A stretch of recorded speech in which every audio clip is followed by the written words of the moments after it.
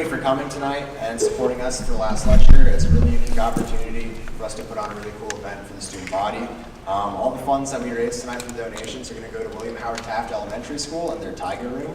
The Tiger Room is a really cool thing that promotes good behavior at the school. So students throughout the week get different points for doing things like standing up to bullies, doing their homework on time, and things like that. And then at the end of the week, each student gets to go to the Tiger Room and spend those points on different toys.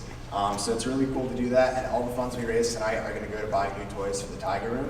So we're really excited, and thank you guys all for your donations. With that, I would like to introduce the president of Mortarboard here at UC, Alex Stouter.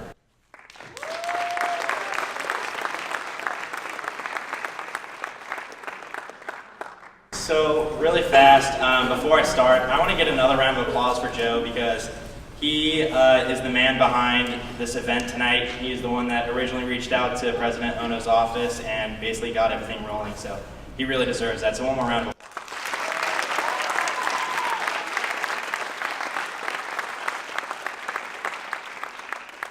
So, for those of you that don't know, Mortarboard is a national senior honor society that recognizes students for exemplary leadership, scholarship, and service. We actually are celebrating our centennial this year, so we were founded in 1918, one founding chapter being at Ohio State, so just a couple hours away, which is really cool. Initially, though, we were an all-women honor society until 1975, when we were voted to finally include men. But that's something that we still hold really dear to our hearts and our chapter here, especially at UC. We consistently operate with roughly 30 undergraduate members, and one of our big initiatives we host each year is this last lecture, which you all are attending tonight. So for those of you that don't know what last lecture is, it's actually based off of Randy Pausch's last lecture. He's a late professor from Carnegie Mellon who ended up passing away from cancer. But before he passed away, he was able to give one last speech, basically to students, faculty, friends, family, imparting advice, wisdom, anything of the sort. And if you haven't seen it or read the book or anything like that, I highly encourage it. But what we've kind of taken from that as Mortarboard is we have adopted it to invite a faculty member that is currently about to leave UC or has just recently left UC to give their last lecture. And so our host tonight is President Santa Ono. So, and we can get to a round of applause in a second, sorry. I didn't mean to cut that off, but I want to introduce him. It's fine, I can take it. I wanted to introduce you all to him tonight. To you all tonight. So he was born in Vancouver, Canada, and his collegiate career started out, he got his PhD at McGill University and his Bachelor of Arts at the University of Chicago. Throughout his career, his research has been centered on the immune system, eye inflammation, and age-related macular degeneration. Early in his career, President Ono served in a variety of teaching, research, and administrative positions in the disciplines of biology and medicine at the Johns Hopkins School of Medicine, Harvard Medical School, and University College London. Eventually, President Ono served at Emory University as Vice Provost for Academic Initiatives, Deputy to the Provost, and eventually Senior Vice Provost for Undergraduate Academic Affairs. From there, President Ono joined the Cincinnati community as Senior Vice President for Academic Affairs and Provost here at UC. He then served 2 months as UC's interim president before his appointment as the 28th president of UC in October 2012. Ono was UC's first Asian American president and one of only a handful of Asian American university or college presidents in the United States at the time that he took office. As president, Ono launched Creating Our Third Century, a university vision aligned to its approaching bicentennial in 2019. Ono brought greater diversity to the president's cabinet, appointing the university's first full-time chief diversity officer. He increased investments in diversity and inclusion, spearheaded a restructuring of the UC Foundation, created UC Health, invested in hundreds of new faculty hires, invested also in increasing study abroad and honors programs for students, and pursued the construction and renovation on key academic and athletic facilities. Some of his innumerable awards and achievements include being inducted into Johns Hopkins Society of Scholars, Inducted also as a Fellow of the Canadian Academy of Health Sciences, the American Association for the Advancement of Science, and the National Academy of Inventors. In 2017, President Ono was given the Professional Achievement Award from the University of Chicago Alumni Association, an award he shares with individuals such as Carl Sagan, Ed Asner, and Kurt Vonnegut. Additionally, Inside Higher Education named him America's most notable university president in 2015, and those are literally just a few. In July 2016, President Ono resigned from UC to become the president and vice chancellor of the University of British Columbia in Vancouver, which is his native city and also the school where his father once taught. President Ono and his wife, Wendy Yip, have been married for more than 28 years. They have 2 daughters, and if you were to ask him, I'm sure that President Ono will say being a husband and father is the best thing in his life. So without further ado, I'd like to welcome the man who has given so much to this university and our community, President Santa Ono.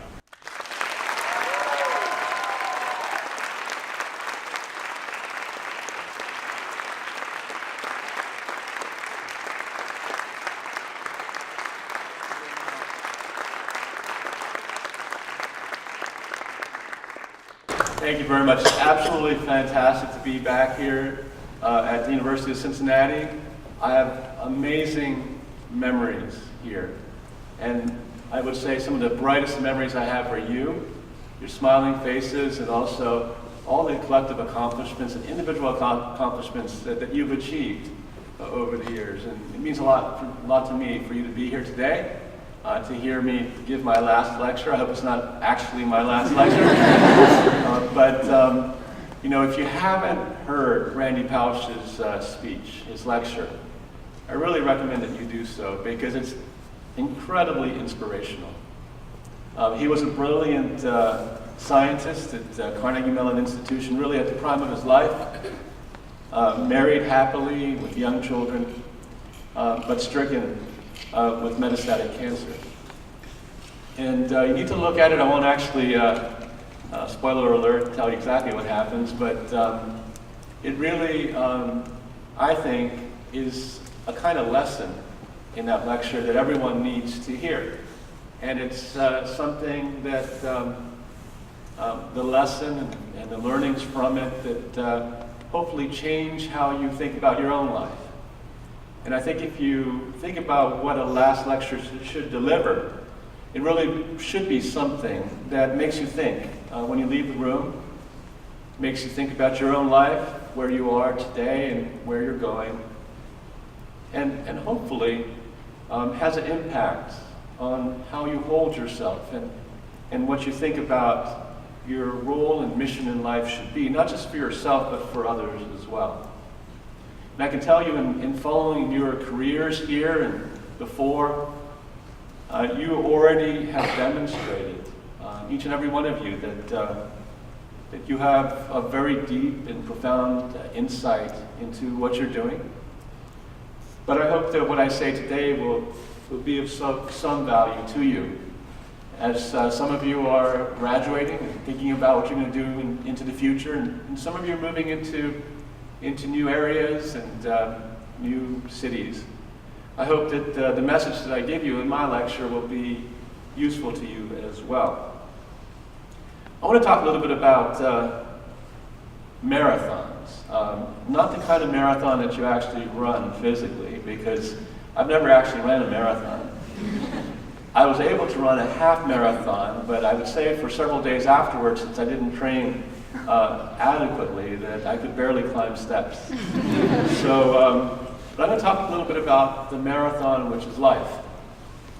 And I guess the underlying thing I want to say about the marathon of life is that, like actual marathons, you really don't know exactly how things are going to go. You really don't know at what step you might actually place your foot in a crevice or a crack or a pothole and hurt your ankle. You really don't know whether you're going to have a great day on a given part of the course, or whether you're going to have one of those moments where you hit a wall. And it's very difficult for you to continue even though you thought you were doing really well up until that moment. So life is sort of like that. And I'm going to explain this cover of a book in a little bit. It really is, in many ways, I think, symbolic to that marathon of life.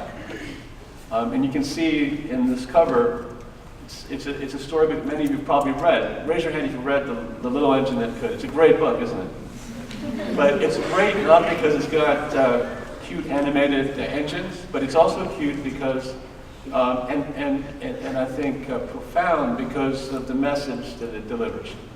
And it's really relevant to that analogy of the marathon. You know, if you think about the New England Marathon, has anybody here run the New England Marathon? No. Well, you should. But you really should train before you do that. One of the things that is very, very difficult about the New England Marathon and other marathons is that the most difficult ones have hills. And especially after you've been running for 10 or more miles, you actually hit a hill that may not normally seem very steep.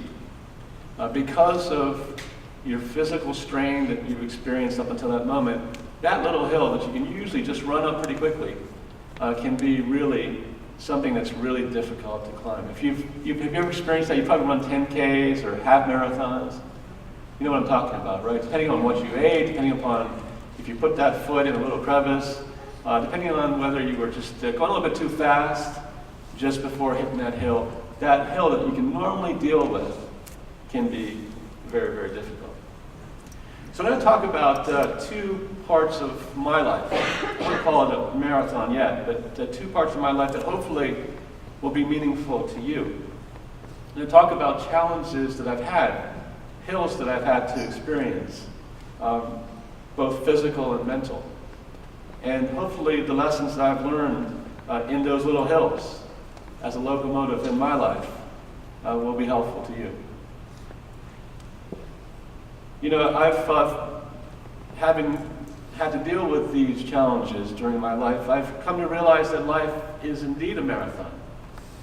And one of the most important lessons that I think you can take away is that it's not a sprint. And I think that one of the things that causes stress, anxiety in everyone's life is thinking that life is short and that everything has to go perfectly every step of the way. Like a sprint, that you have a relatively short distance, say from there to there or 100 yards, and you have to be operating with all cylinders for that whole distance. Because that's what a sprint is like. That's how you're actually judged as a short distance runner. But for most of us, life is a marathon. And if you approach life looking at just a snapshot of the entire distance of your life, your marathon, if you will, and if you overexert yourself or put too much emphasis on how you're doing for a little stretch of that part of your race, it might not be the best way to look at life. And I think one of the most profound lessons that one can take away is to realize that it's okay not to go very fast in parts of your life. It's okay to struggle with a hill every now and then. Because in the context and perspective of your entire life, there are other moments that you can catch up, which will make it unnecessary for you to go very fast or to be perfect for that short period of your life. So remember that phrase. I love it. Life is a marathon. It's not a sprint. Now I want to discuss some of the struggles that I've faced in my own marathon, as I said, and how I have, by the grace of God, a loving family and friends, and yes, you, members of a community that you may not know, have been there when I've had difficult times, yes, here at the University of Cincinnati. You don't know what smile, what person that lets you walk in front of them, or who holds the door open for you, or hands you a lollipop. You don't know when you can have an impact on a person and help them deal with a stretch of life that can be challenging. I want to talk to you a little bit about that. And I want to go back to this book cover, The Little Engine That Could. And you know, by definition, the little engine that could means that there are large, big engines and there's small engines. The assumption is that little engines will have a harder time climbing a hill than a large engine that has more energy and more stamina. But I'm here to tell you that that's not entirely true. If you look at people that struggle at some point in life, they come in all shapes and sizes, and it's hard to tell just by physical appearance whether that individual needs help at a given time in their life. And that's one of the things I want to talk to you about. And so hopefully the relevance of this childhood book will become more profound as I walk through a couple of stories.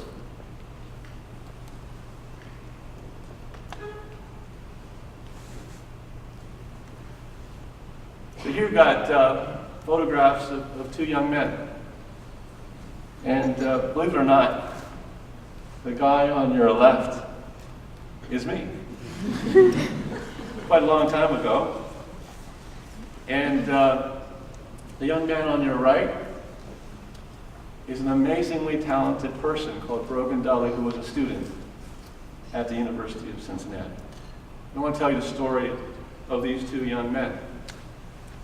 You know, there's a lot of similarities to the two, and some differences as well.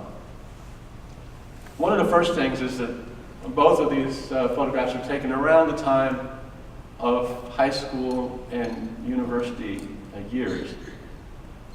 And I can tell you that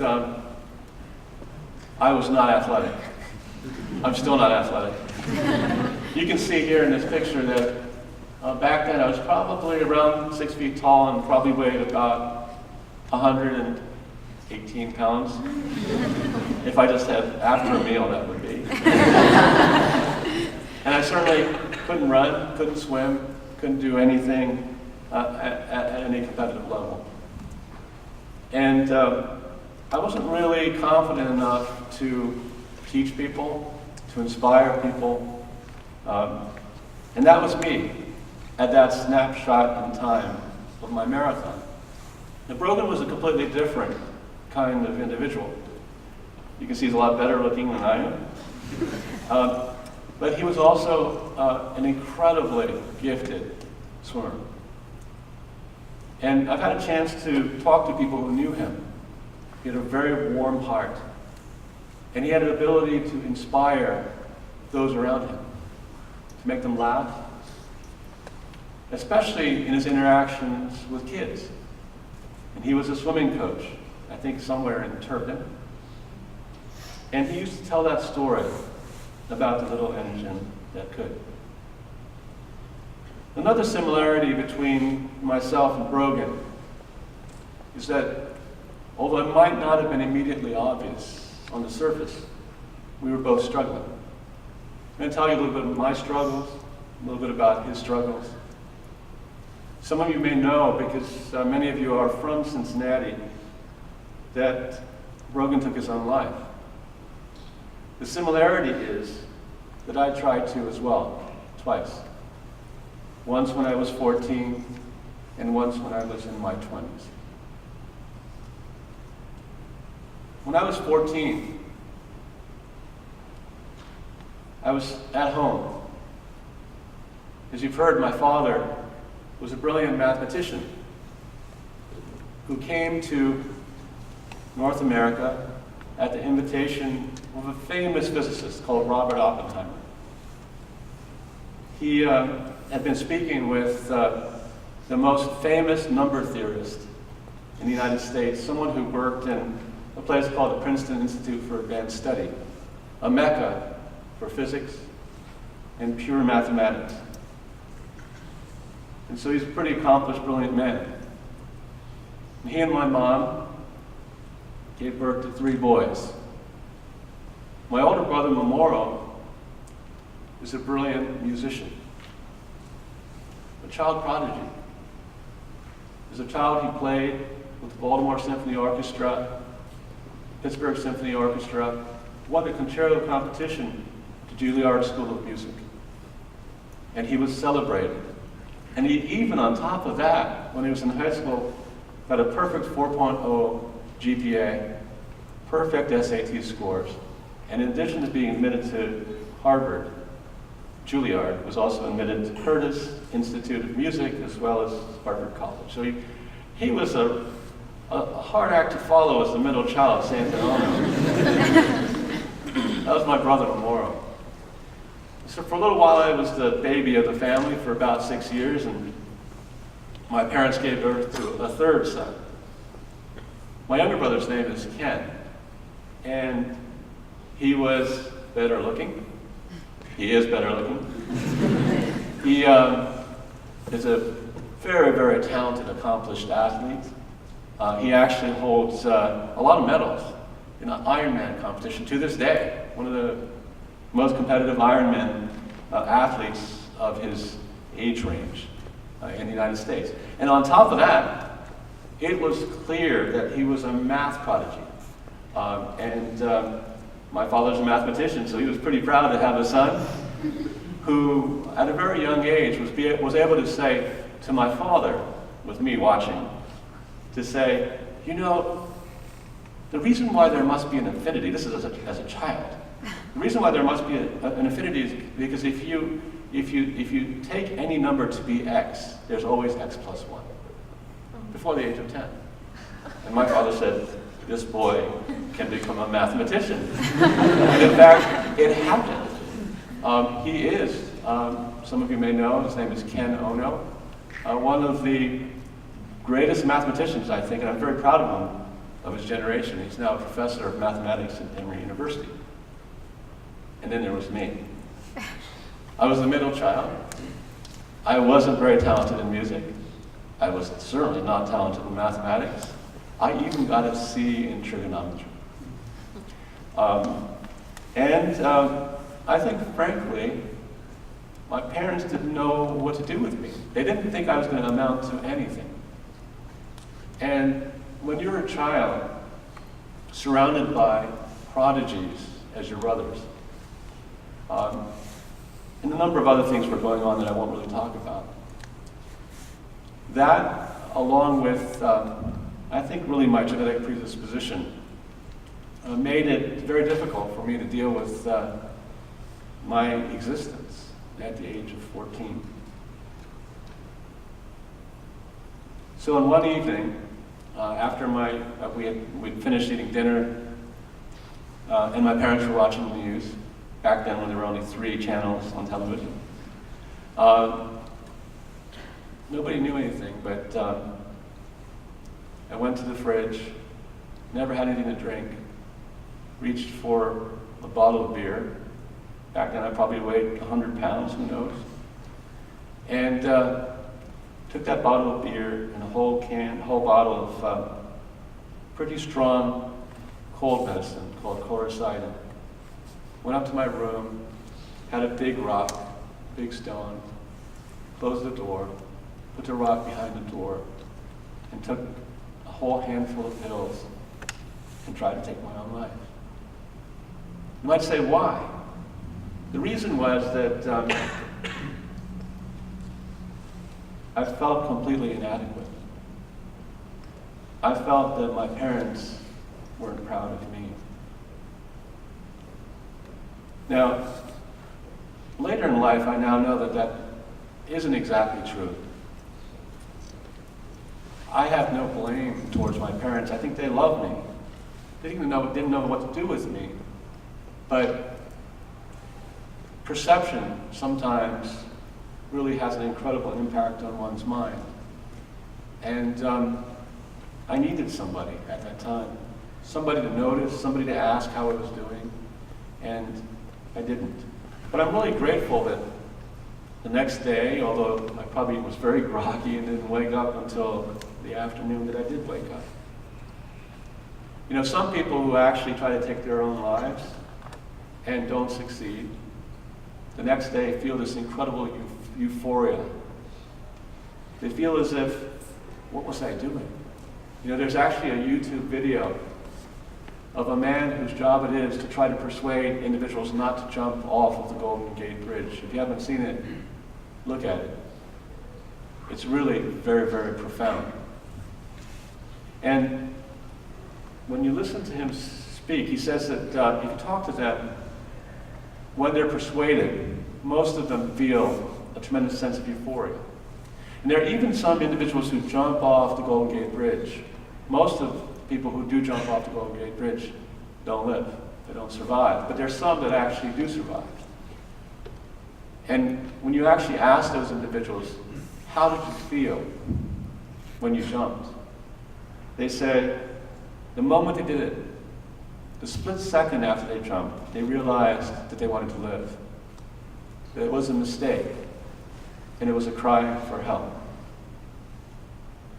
So, I'll tell you, for me, it was a different kind of feeling.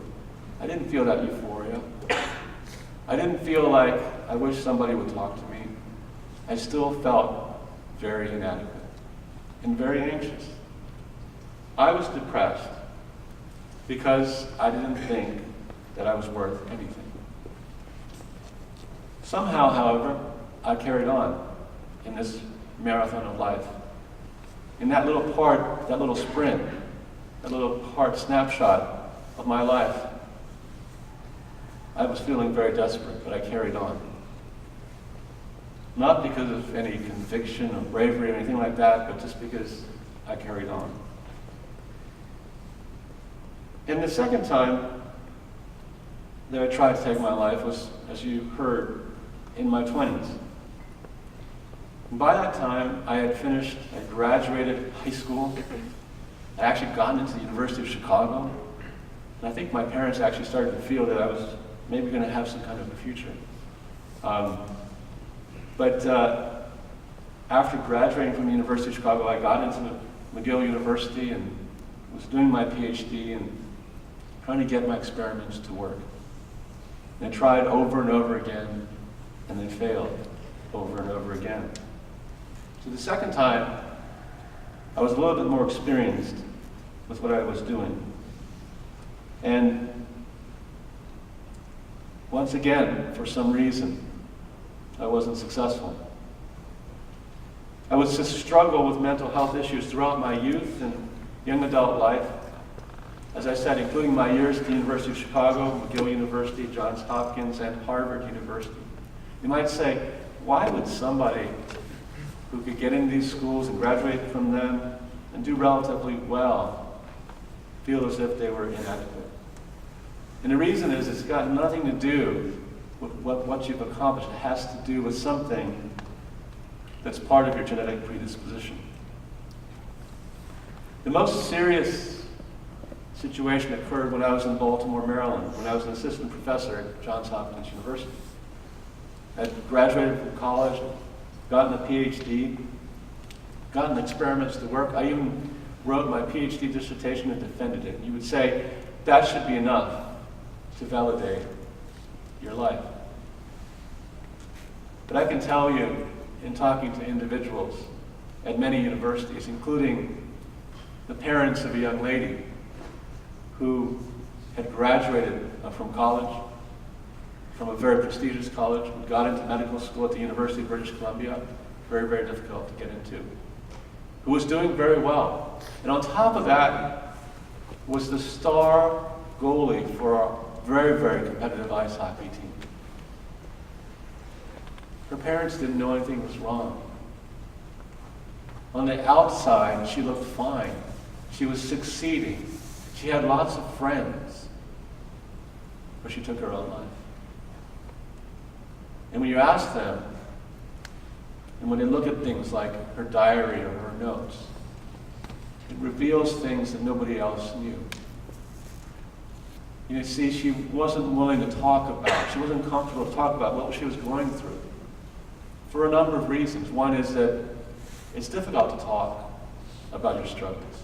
It's difficult in certain environments where people are expected to be happy and successful and prosperous to admit that you have your own challenges. There's a stigma out there to say, I need help. And one of the most important things I hope we can collectively decide today is that one of the biggest advances we can make as a civilization is to end the stigma about talking about our challenges. And to, as a community, build a network of individuals that will be there, keeping an eye on each other and creating a web of support for those, because you don't always know when someone is struggling. Well, in Baltimore, when I was really struggling, when I was actually alone in Baltimore at that time, I actually was hospitalized for a while. People were worried about me, and I was diagnosed with bipolar disorder, a mild form of that. Something that I hadn't talked about until several years ago. It's a mental disorder that affects more than 5.7 million American adults.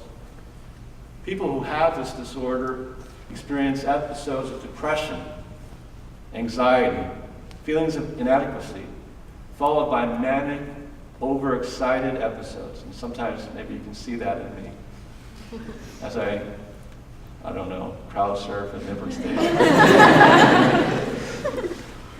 In most cases, this is a chronic condition that persists over one's lifetime. And approximately 20% of bipolar individuals, such as myself, attempt suicide multiple times. In my case, I was treated with a combination of psychotherapy and a drug called Zoloft. I think the reason why I've been successfully treated and symptom-free for decades now is that I had a mild form of the disease with hypomania and mild depression. And in my case, I think maturation, a better work-life balance, better nutrition and sleep patterns, and an understanding of my childhood stresses through psychotherapy were key and essential for my recovery. I gotta tell you, it took me a long time to work through my childhood stresses, and that was really key to my recovery. For the last 25 years, I've been symptom-free, as I said, and a big part of the balance in my life is that I have a loving family that are there for me, and unbeknownst to you being there for me when I was at the University of Cincinnati. Don't underestimate how important you have been to me.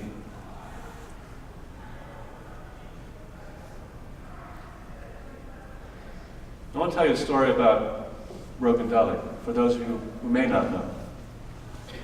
As I said, Rogan was a 21-year-old student here at the University of Cincinnati and a swim coach, a beloved swim coach, with lots of friends.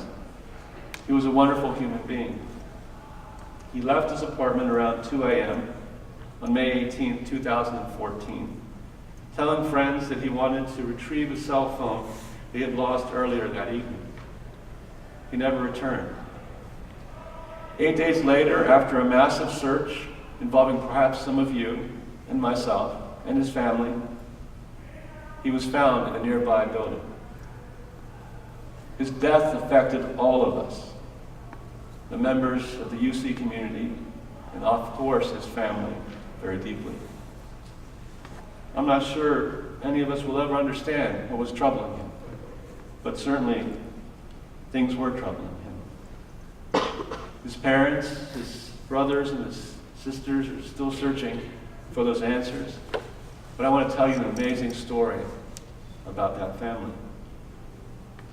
And I think that what they are doing as a family, supported by a network of friends, is really part of the solution so that we can support other young individuals that may be struggling. Bring it back to that book, The Little Engine That Could. When Brogan was teaching kids how to swim, he would often tell that story about the little engine that could, to encourage them, especially if they were struggling, to do their best As Brogan said, we're all little engines that can. But for some of us, especially people suffering from mental illness like myself, the hills are that much steeper, and sometimes we need help to get over those hills. But to get that help, we need to remove, as I said, the stigma around talking about mental health, the stigma about talking about challenges that we might be feeling. If you get the flu or break a leg, you don't hide your illness or injury. You seek medical aid, as I did during my own medical crisis, which will be the second part of what I want to mention today in my marathon. But if you're mentally ill, you're less likely to seek help because of that stigma, the sense that mental illness is something to be ashamed of, that it's somehow your fault. And the most important thing to realize is it's nobody's fault. It's not your fault, it's not your parents' fault, it's no one's fault. So we want to change that. And this family has done so much to change that. To start to take away the stigma of mental illness. To make it well known that lots of people have these challenges. As the president of the University of Cincinnati and the University of British Columbia, I can tell you that anywhere from 1 in 4 to 1 in 5 students, faculty and staff, struggle with mental health issues. You know, one of the things that happened after Brogan's death was it really did stimulate in me a desire to do something. And as I said, Brogan's family has done amazing things as well. Let me tell you with this slide just an example of one of the things that they've done. Here you can see a picture of an event. And Brogan's family started an organization called the 8 Days of Greatness. And it was called that in tribute to the 8 days during which people around Cincinnati, thousands of people, came together looking all over the city to find Brogan. I can tell you that it was an incredibly moving 8 days, and it was a concerted effort that really, I think, shows what a special community Cincinnati is. Now, Brogan's family has shown tremendous courage, and they've turned such a traumatic and difficult experience into something positive. And what they've done, as you can see in those 9 squares over there, is they've tried to underscore values that can hopefully address the stigma of talking about mental health and build the kind of network of support that really can save lives. You can see that over there. You can see there's glasses over there, the 8 Days of Greatness. I guess it's the 8 turned on its side, but it's also glasses. You can see, if all of us embrace and think about how important and how saving these values and attributes of humanity can be for people who are struggling, then we can save lives. If we commit to being kinder, to being grateful, to being generous, selfless, to loving each other, remembering each other, showing passion, and celebrating each and everyone's successes, we can make the world a better place. So you might wonder, these things might seem relatively simple. You might wonder, why is it important? You might say, young people exude health. Well, I can tell you, as I said, that a transition from adolescence to young adulthood, and in some people, even as they are significantly mature as an adult, struggle. Individuals like me. Mental illness, depression in particular, is the largest cause of disease among young people, according to World Health Organization. And as I mentioned, I tried to take my own life when I was 14 years old, and I am no exception. Suicide rates among teenagers are high and are climbing around the world. It's a very vulnerable age, poised between childhood and maturity. High school students, university students, such as yourselves and your friends, are vulnerable. And I'm sure many of you the residence halls, in the classes, you probably know individuals that have been struggling and could really benefit from a web of support. So there's hope, I think, in this kind of activity and the kind of activity that is, I think, really taking hold in universities around the world. Let me tell you about one such example. It's called 1N5. 1N5 is an amazing organization that really has been based here in Cincinnati. It's been led by a wife who lost her husband, a brilliant individual. And its name refers to the proportion of teenagers who have mental health conditions. 1 in 5, something, 1 in 4. 1N5 hosts an annual event to raise awareness and bring mental health education to schools here in Cincinnati. It was founded by someone called Nancy Miller after her own husband committed suicide. I was privileged and humbled to speak at one such event, where I was preceded on stage by a young woman called Jasmine Wargan. That's Jasmine over there. Jasmine had lost a good friend to depression, but she turned her experience, and she was grieving for a long time, into a best-selling book. And the name of that book, as you can see there, is My Heart and Other Black Holes, indicating the kind of feeling that she had, a black hole kind of feeling in her heart when she lost her friend. At that event, Jasmine shared her story, but more importantly, she shared her insights from which we can learn how to help each other. I'd like to share some of those with you. The first is, depression isn't something that affects just a few people. Anxiety isn't something that affects people that you don't know. Bipolar depression affects millions of people. It's not someone else's problem. It's our problem. It's a real and prevalent situation. It's as real and prevalent as any other disease that presents in a more physical nature, and we need to take mental health just as seriously as a physical disease, such as cancer or diabetes or arthritis. Depression will convince you, if you have it, that you are unloved, that you are unworthy, that you have no future in life. Even if no one says that to you, even if on the surface you've gone into medical school and you are a varsity star goalie for a competitive ice hockey team, and everyone thinks that everything is fine, if you have depression or bipolar disorder and you're in the midst of depression, you will convince yourself that you are unworthy and you are unloved. I remember moments where I would be in Montreal or in Baltimore alone.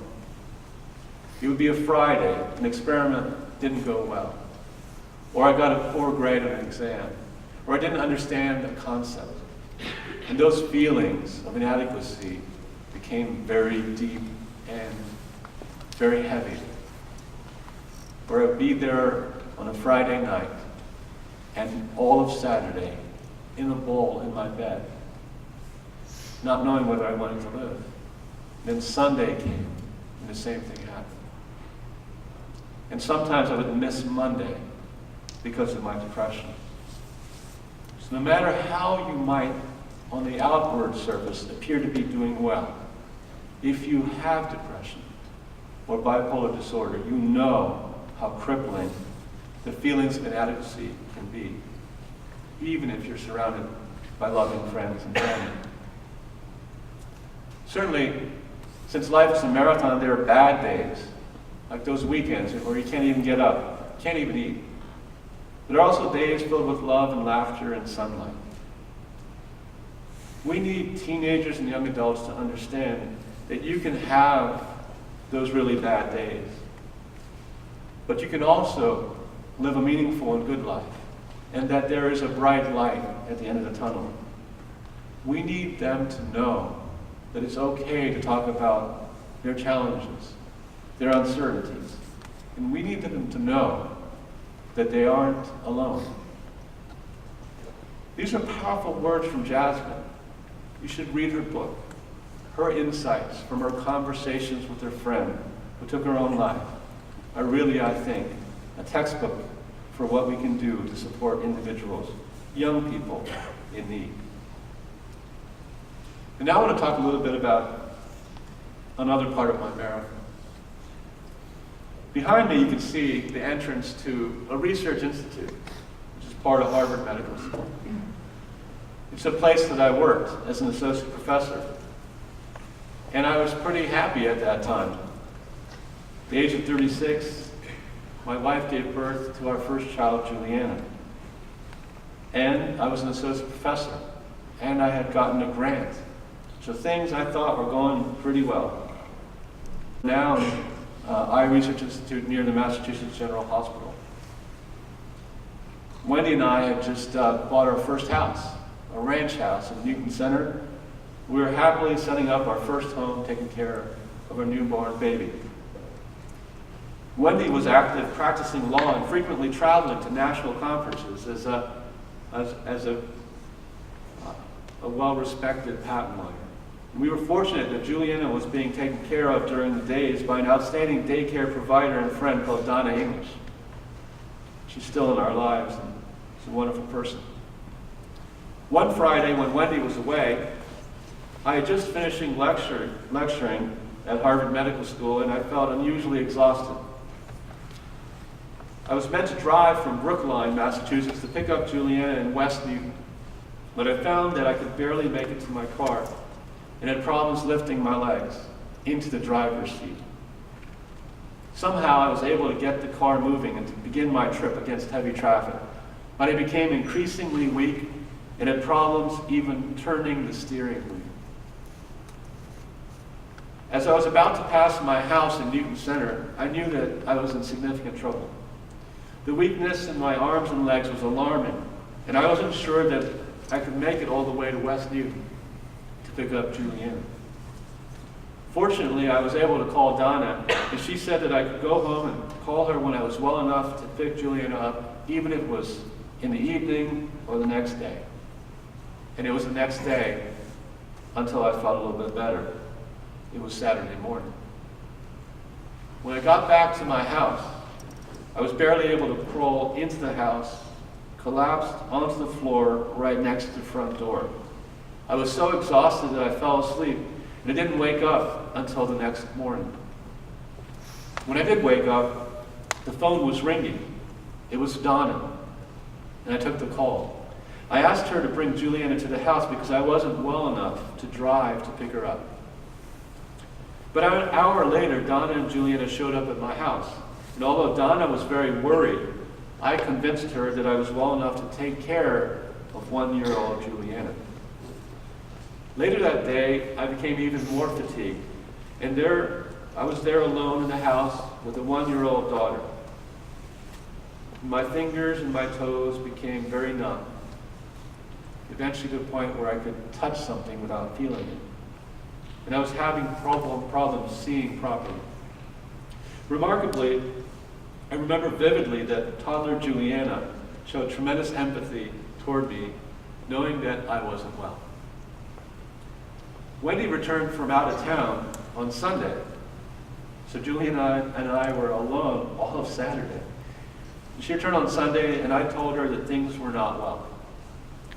She drove me to Brigham and Women's Hospital, and I was immediately referred to a neurologist and then hospitalized. After a battery of tests, I was hospitalized and became a guinea pig for neurology residents and medical students. I took spinal taps and performed EMGs and returned with a diagnosis with 2 very serious-looking senior neurologists that I was suffering from an acute onset demyelinating disease. They didn't think it was Guillain-Barré syndrome, which was something that they weren't too worried about. And they needed to do further testing to determine whether it was acute onset multiple sclerosis. Ultimately, the feeling was that it was a post-infectious, rapid demyelinating disease, rarely described in the medical literature. We would have to wait to see if this would be a chronic, relapsing condition like multiple sclerosis, or just an acute episode that would clear by itself. At its worst, I was barely able to lift my arms and legs and was bedridden in the hospital. It took me quite a bit of time to transition to a wheelchair and then to learn how to walk again. unassisted. I'll forever be grateful to my colleagues at the Scapin's Eye Research Institute at Harvard University who told me that I should take as much time as possible to get better. And that kind of generous action means so much when someone is struggling and scared about their life. There's a really famous immunologist then called William Pohl. He's passed away. He was the director of the Laboratory of Immunology at the National Institutes of Health. And earlier that year, he had called me asking me to write a chapter in the annual review of immunology. Really something which people celebrate. And people are honored to be asked to write such a chapter. And I was in the midst of writing that chapter, and when he heard all the way in Bethesda, Maryland, that I was hospitalized, he called me. And he said, take as long as you need. The deadline for this chapter is indefinite. You can write it when you're better. And many other scientists from around the world called me and sent me cards and sent me flowers. And that kind of love, generosity, empathy, caring, those values in the 8 days of greatness are just as important in that kind of situation. Eventually I got strong enough to try to lecture again. And I attended one of those lectures, not to actually lecture, but to listen. And I'll never forget that moment. It was sort of like this. And I was a little bit late, and the speaker was already at the lectern, and I was at the back, coming in, walking up to a seat, so I could hear the speaker. As I made my way slowly up to my seat, the entire audience stood up, looked toward me, and gave me a standing ovation. And that kind of love and support I shall never forget. Although I had been placed on systemic steroids and tapered off twice because symptoms returned, as you can see, I eventually regained my strength and have remained symptom-free once again now for 2 decades. But for about a year, I didn't feel quite right and would tire easily, and when the weather would change, I would feel very scared that the symptoms were coming back again. I was horrified that I might relapse, might lose my ability to walk. I was horrified that I might not remain healthy long enough to raise my daughter.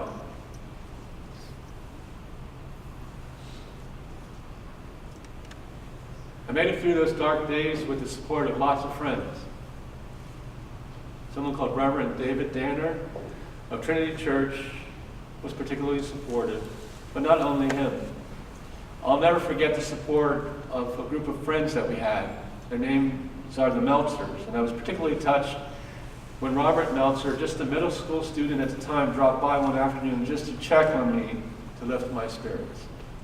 You see, whatever age you might be, whatever you might think about your position in life,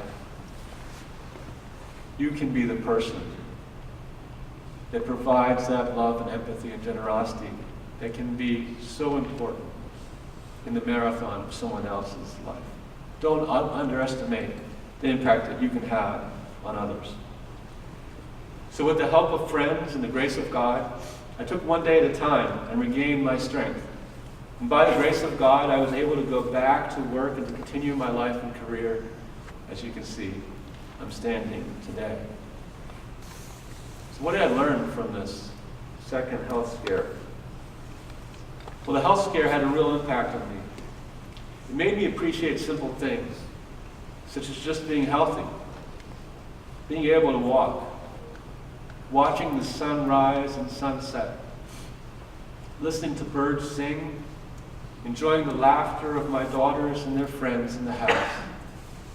And now, almost 20 years later, I thank God for giving me just more time to raise Juliana and a second daughter, Sarah, to be with my wife for 20 more years.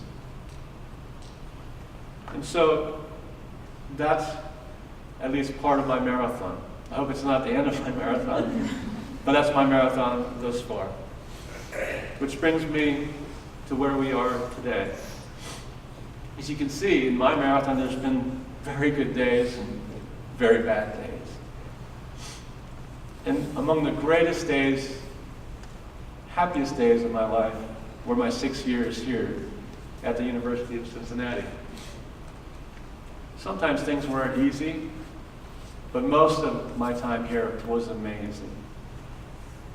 I'll never forget the interactions that I had with faculty members and students. Never forget how much the university changed during our time together. It's simply amazing what's happened here during that period of time, and it continues to this very day. The University of Cincinnati is an incredible institution of which I will forever be proud to have been associated with. And I hope that you will be proud to be a Bearcat forever because of the great institution that this is. And so, it's because of God's grace that I've been fortunate to meet some amazing people like you, to have the privilege of serving remarkable institutions such as the University of Cincinnati and now the University of British Columbia. To conclude, and I'd be happy to talk to you more about anything I've said. You see, I started out wanting to talk to you about a marathon. I'm still running my marathon, and I'll continue to do so as long as God allows. And you're running your marathon as well. I've had some bad moments, but good ones as well. Thanks to friends, family, and faith. May your own marathons be filled with joy, fulfillment, and accomplishment. Thank you very much.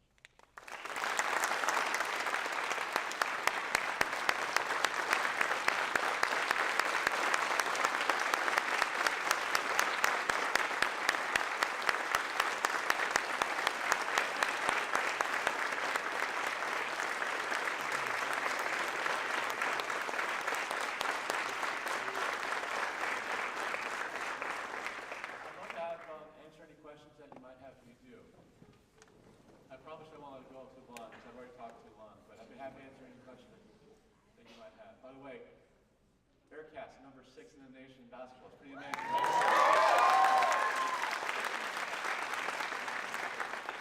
Selection Sunday, they better give them at least a 2 seed, I'm telling you. So, any questions? What's one piece of advice you would give yourself if you were our age, like going through college? Well, I guess the message, the question was, what piece of advice would I give someone your age? First of all, that enjoy being your age. The clock of life seems to move faster and faster every single year.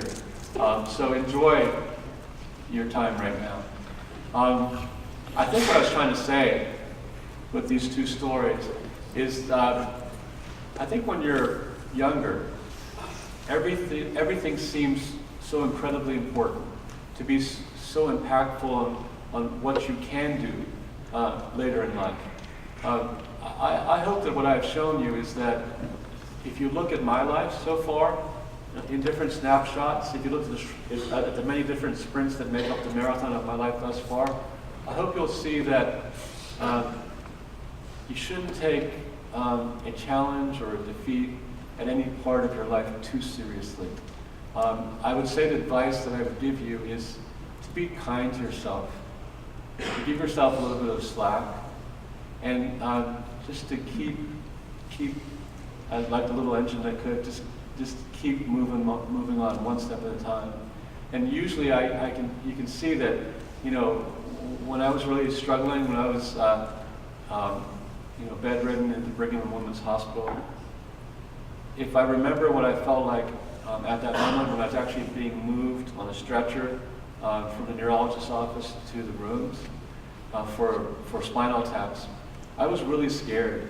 I didn't know whether I was ever going to be well again. But I guess the perspective of my life has taught me that, and this is a very personal thing for me, it's something that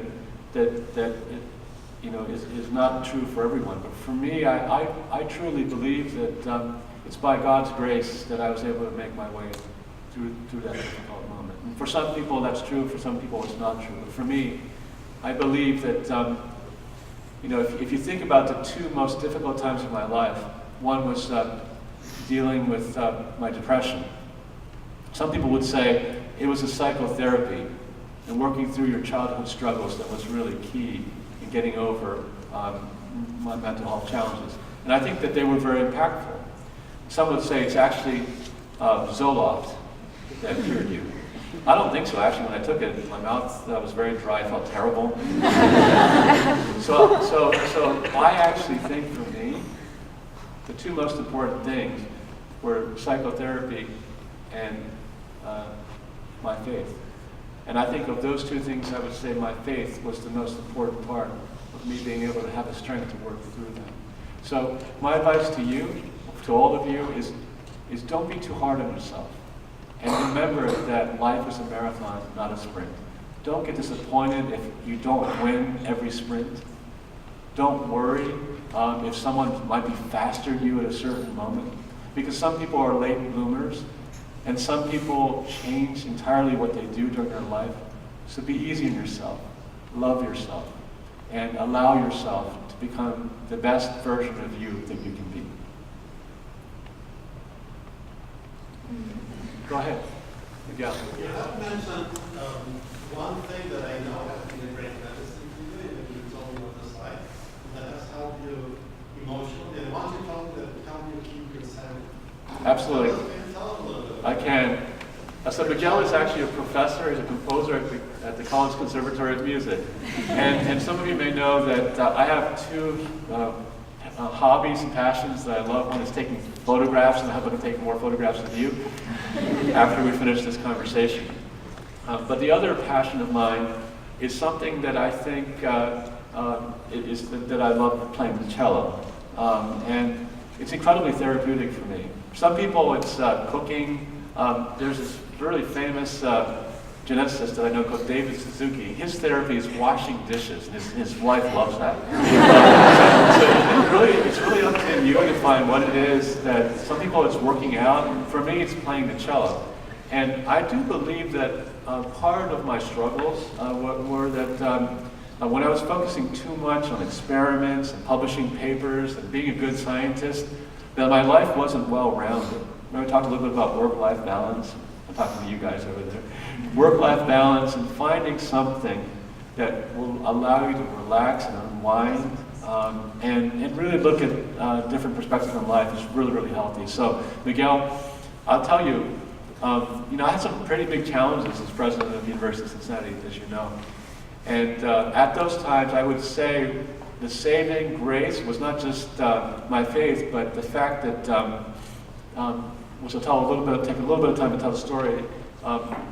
There's something called the, I don't remember the exact name, but a group of inner city youth that were being mentored by CCM students.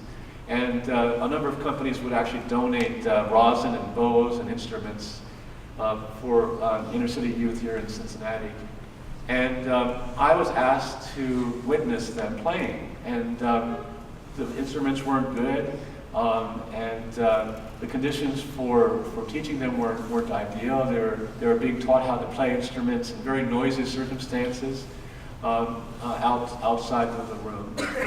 And so I went, and I saw these kids, and I saw how much fun they were having learning how to play the violin and the cello and the viola. And when I was a child, until graduating from high school, I played cello. And then I stopped playing cello for decades. And I think one of the saving graces for me when I was in Cincinnati is that I listened to them, and they inspired me to try to learn the cello again. And so for the past 2 years, as you know, thanks to students at CCM and Alan Rafferty and Ilya Finkelstein and you, I've started to play the cello again. And it has really, I think it was instrumental in me getting through those difficult times as president of UC, and it's been instrumental in me getting through difficult times as president of the University of British Columbia. So thanks for that. Can I say something? Yes. Because I think they'd like to hear this. Your story with the cello has been very inspiring because you were one of the busiest persons in town, probably. And we could see at CCM that you were progressing, you were getting better. You were playing with other people, like you were playing hockey, and one day I asked you, how in the world can the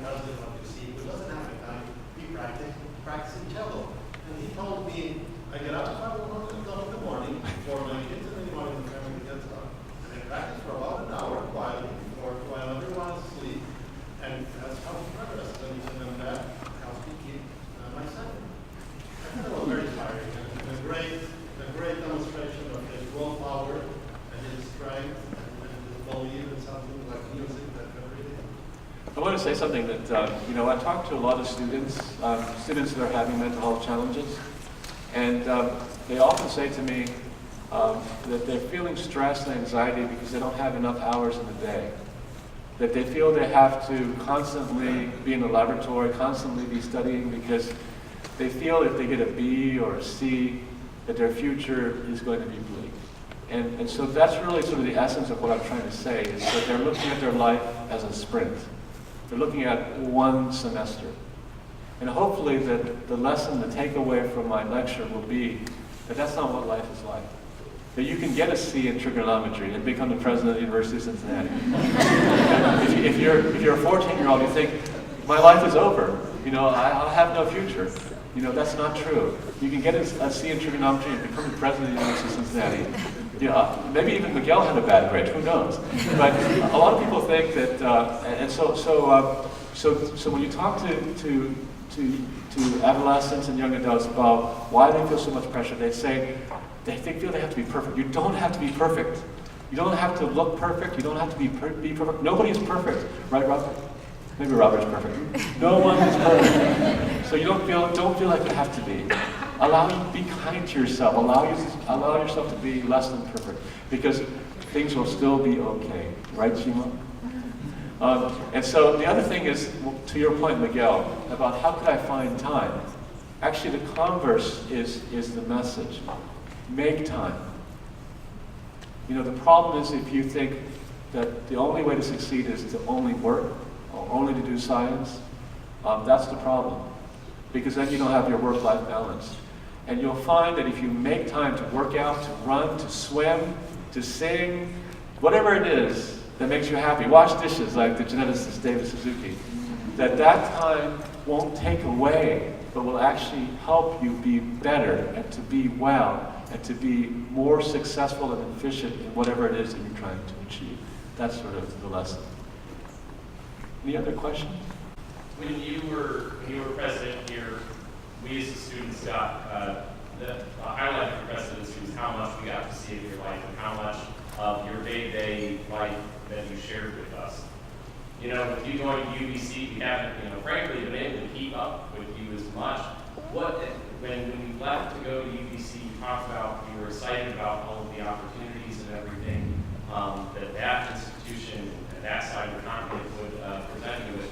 Can you just tell us a little bit about some of the things that have happened since taking the role there, opportunities or anything? Well, first of all, let me say that one of the emotions that I felt in moving there is I realized how much I love this university, the University of Cincinnati. I realized how much I love you. Not just you, all of you.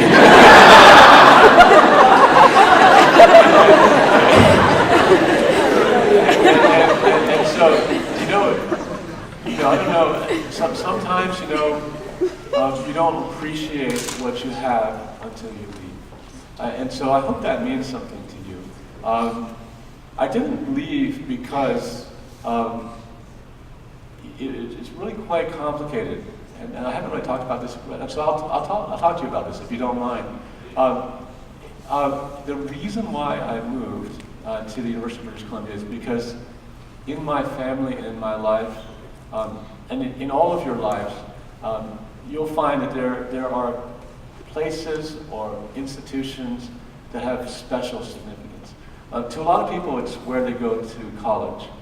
And so a lot of my friends are professors, and their dream, wherever they are, is to somehow go back to where they went to college.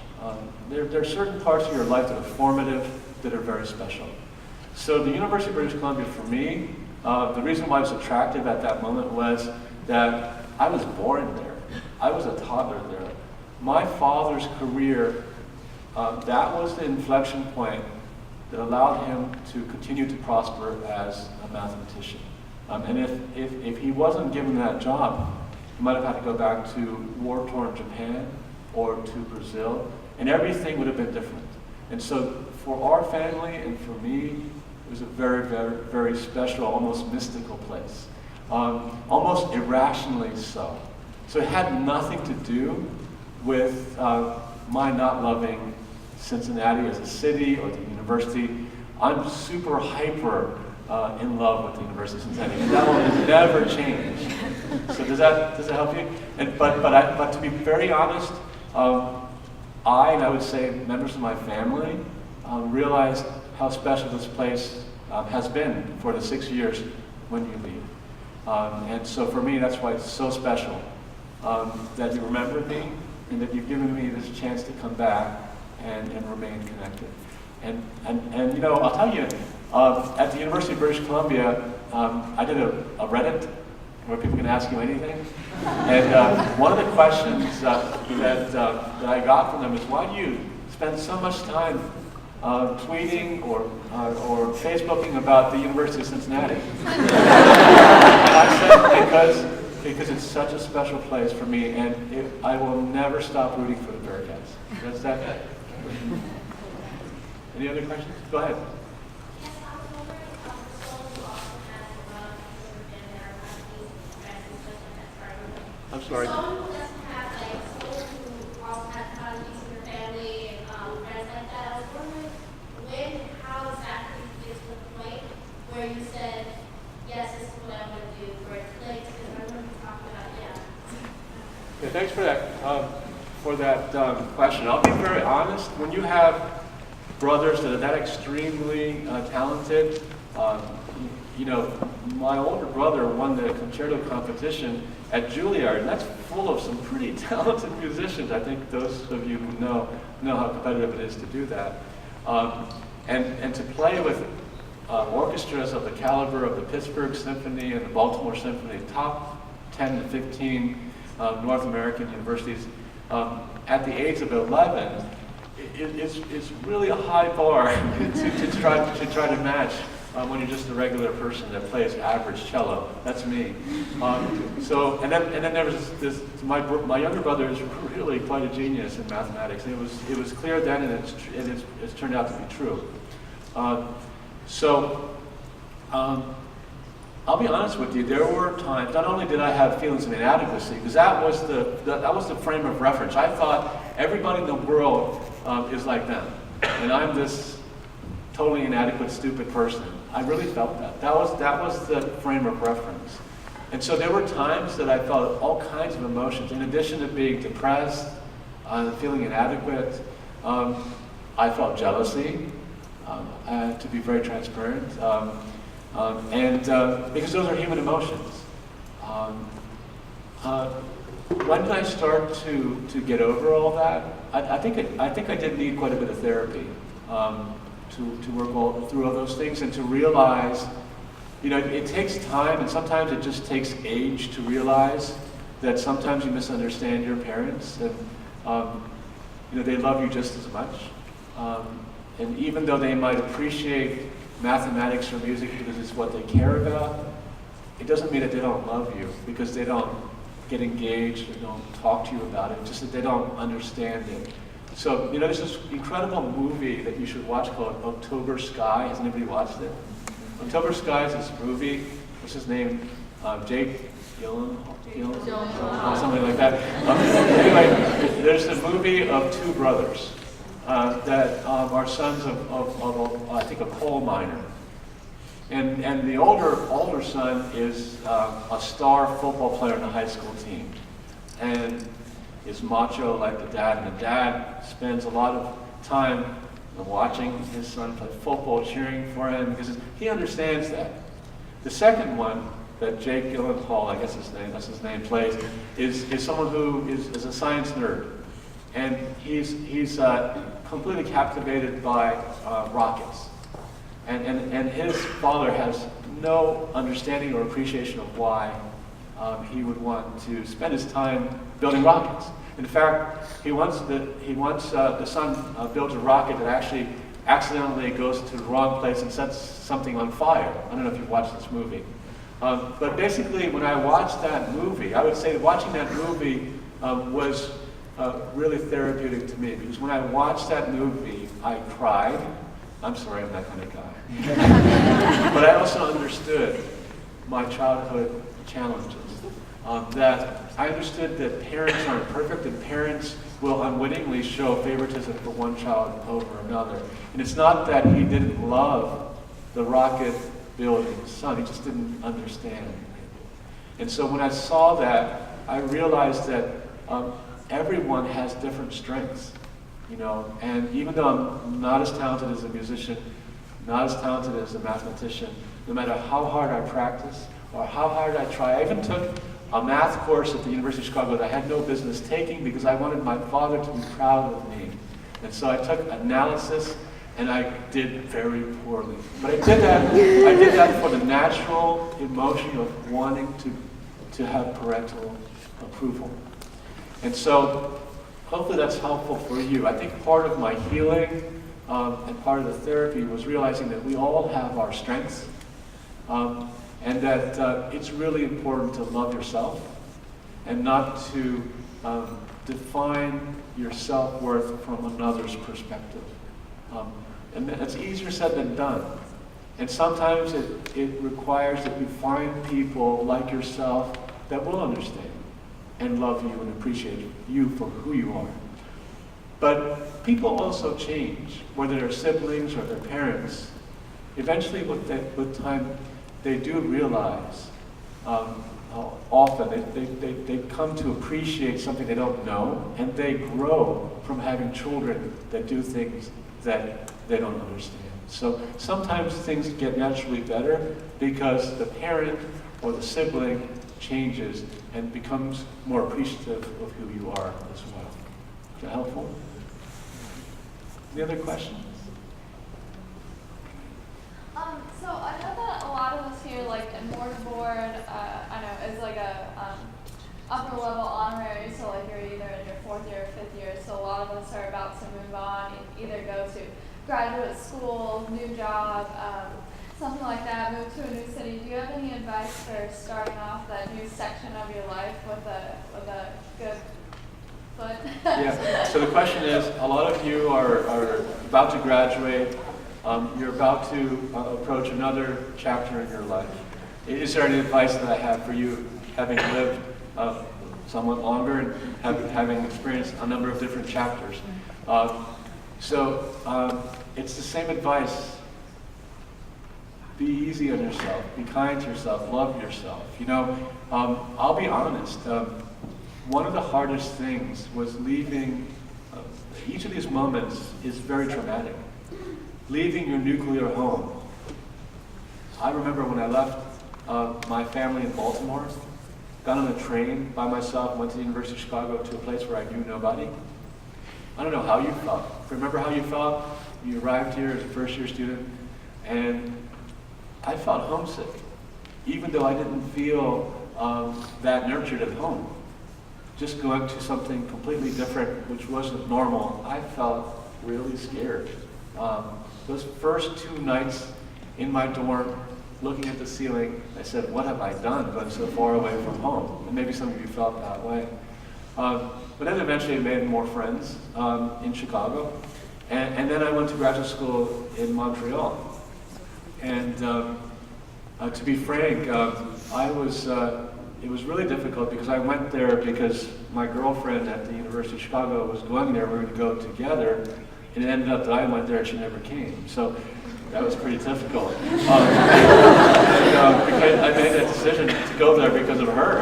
And maybe that's some advice. Don't make your decision based upon what you want to do. But in any case, that was number one. Number one was it was difficult because that didn't happen. Number 2, it was a francophone city. 80% of the people speak French, and my French, you don't want to hear it. And so it was really hard to move around the city where you don't really understand what's going on, and turn on the news, they're speaking very quickly in French, and you don't know what they're saying. And so that was hard. And so I want to be honest with you.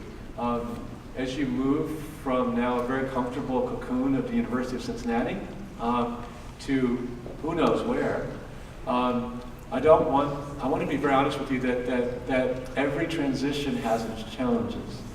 And your question is, what advice do I have for you as you approach that new chapter of your life?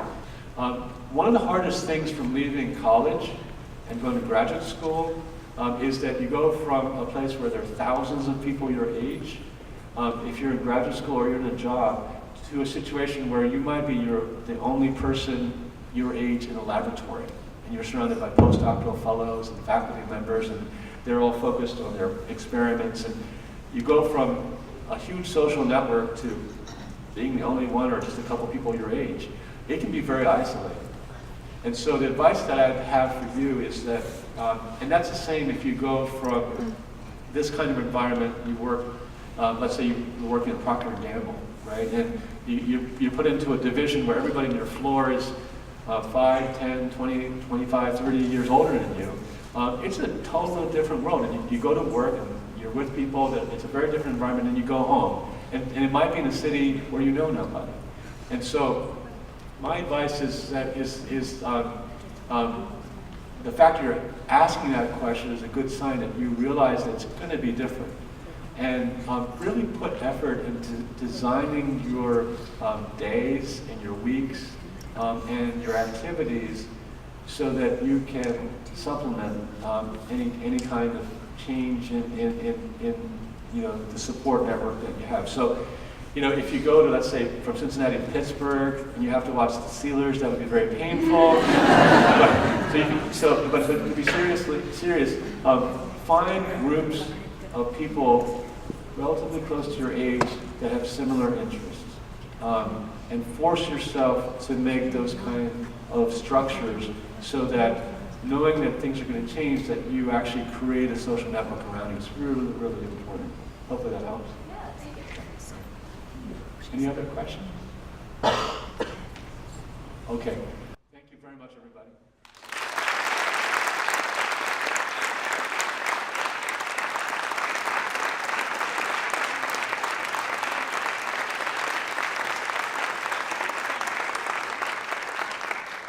All right, real quick, I just want to thank a couple of our sponsors who really helped make this happen.